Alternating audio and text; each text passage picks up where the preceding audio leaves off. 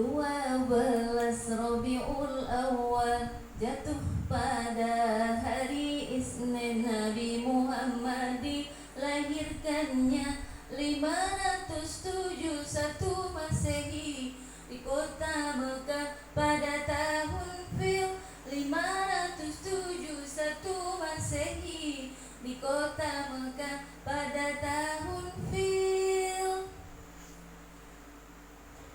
Kenapa di sini saya sebutkan tahun Fil? Saya ingin menceritakan sekilas tentang proses kelahiran Rasulullah dan kenapa disebut dengan tahun Fil. Al-Fil itu dalam bahasa Arab gajah. Tahun Fil atau tahun gajah. Tahun kelahiran Rasulullah SAW disebut dengan tahun gajah. Apa sebabnya? Karena pada proses kelahiran Rasul, ketika Rasulullah akan dilahirkan, terjadi suatu peristiwa pemberontakan seorang raja dari Yaman, yaitu Raja Abrahah yang sombong, yang ingin menghancurkan Ka'bah pada hari itu. Jadi Nabi Muhammad Rasulullah SAW dilahirkan pada hari Senin tanggal 12 bulan Rabiul Awal tahun 571 Masehi, bertepatan dengan pemberontakan Raja Abrahah yang ingin menghancurkan Ka'bah kala itu, sehingga disebut dengan tahun gajah. Apa sebabnya Raja Abrahah ingin menghancurkan Ka'bah? Jadi ada satu kisah ada kisah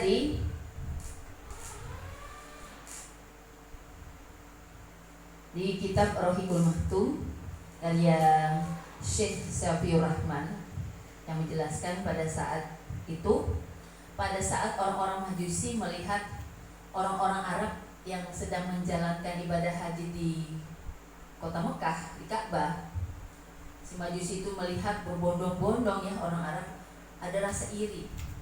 Dia tidak ingin Mekah itu didatangi oleh orang-orang Arab untuk melaksanakan ibadah haji. Dia ingin mereka datang ke tempat si Majusi tadi. Maka dibangunlah sebuah gereja yang amat megah.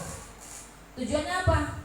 Supaya orang-orang Arab, orang-orang Islam yang menjalankan ibadah haji di kota suci Mekah, di Ka'bah tadi, melaksanakan ibadah hajinya di gereja ciptaan mereka di kota Buhairah.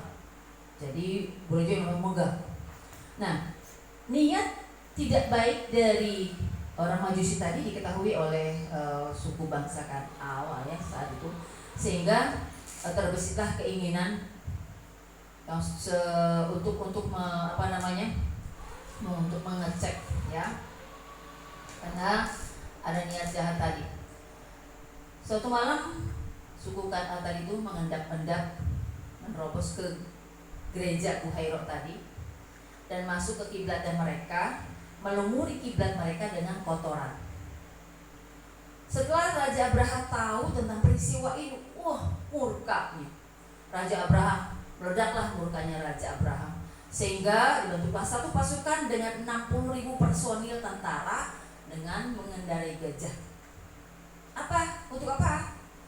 Untuk menyerang, untuk menyerbu, untuk menghancurkan Ka'bah, kiblatnya orang-orang Islam yang sering dilakukan untuk melaksanakan ibadah haji, gitu ya. Nah, seperti itu jadi alasannya kenapa Abrahah marah. Jadi Abrahah ini tidak beda dengan Fir'aun. Dia tidak ingin ada orang lain yang menandingi kehebatannya. Dia ingin orang lain menganggapnya dia adalah paling hebat, raja yang paling keren, raja yang paling kuat, raja yang paling hebat, yang ditakuti dan sebagainya. Padahal semua yang hebat, yang paling hebat dan terhebat di atas segala-galanya hanya Allah. Jadi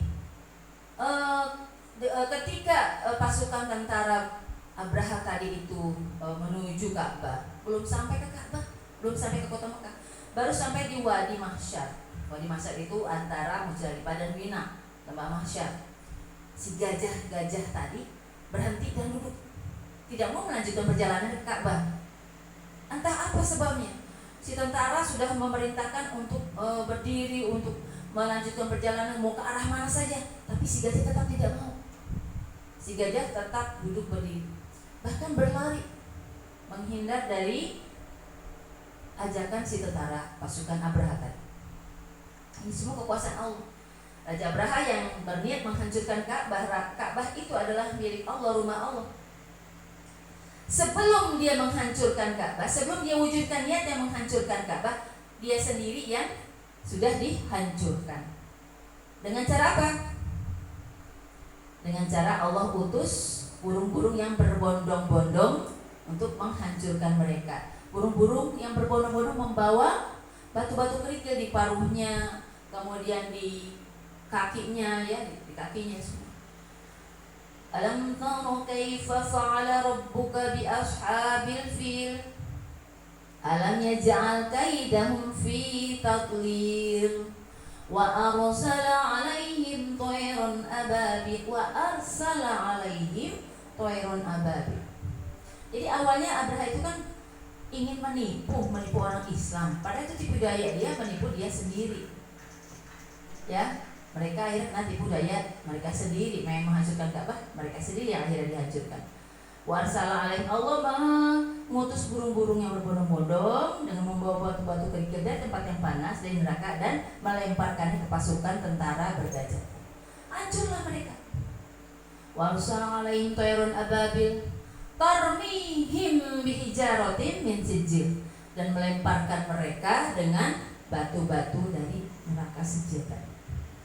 Faja'alahum ka'asfim ma'kul, dan menjadikan mereka seperti daun-daun yang dimakan ulat. Seperti apa coba? Kalau gajah yang besar aja Abraha dengan pakaian besinya yang tebal, yang keras, tapi kemudian berkeping-keping seperti daun yang dimakan ulat, sehancur-hancur.